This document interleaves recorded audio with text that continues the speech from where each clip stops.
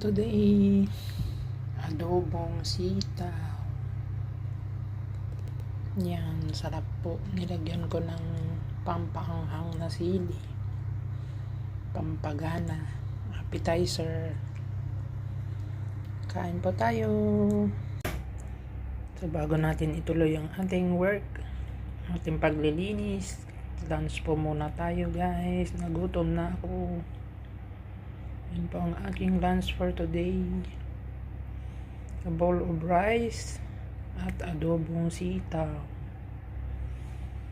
Muli, thank you Lord for this food. Bless them as I partake it. In Jesus' name, Amen. Kain po tayo.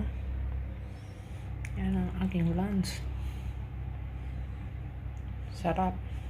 Ginaw-ginaw pa naman ngayon.